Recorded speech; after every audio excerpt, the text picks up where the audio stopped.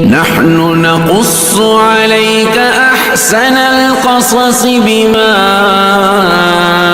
أوحينا إليك هذا القرآن. بسم الله الرحمن الرحیم.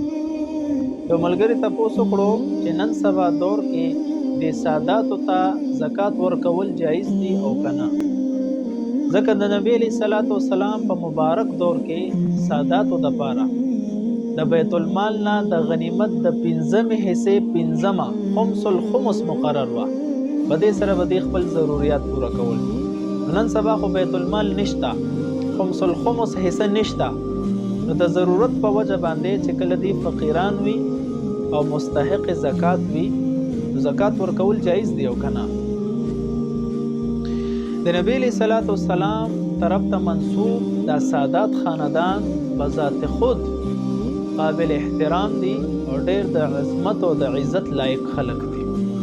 د نبی علیہ الصلوۃ والسلام په وجه باندې دي ته د عظمت او د احترام په نظر قتل د ایمانی جذبه ده، د دې ضرورت پوره کول، د دې مدد کول د ایمانی جذبه ده. خو لیکن دې ته د زکات د نه ورکولو حکم چې نبی علیہ السلام فرمایلی دی، دا هم دې ته د عزت او د احترام په وجه باندې. صاحب هدایه فرمایي ولا تدفع الى بني هاشم، بنو هاشم ته به زکات نشي ورکولی، ځکه نبی علیہ السلام فرمایلی دی یا بني هاشم ان الله تعالی حرم علیکم غسالة الناس و اوساخهم.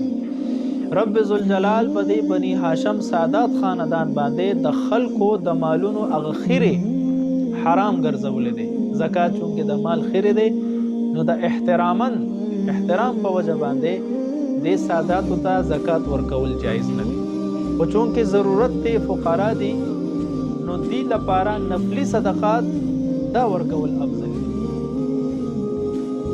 دی. کم واجب صدقات دي، فرض صدقات دي، اخو ورکول جایز نه دي. نفلی صدقات دي د پاره نور ضروري اشیاء اغستل، کور ته لیږل، یا عمده سے دي ته عطیه لیږل، دي ته تحفه تحائف ورکول، په دې طریقې سره د دې مدد کېدل شي، نو دې ته د نفلی صدقات ورکړي شي او د دې ضرورت ته پوره کړي شي. البته زکات ورکول ولا جایز نه دي.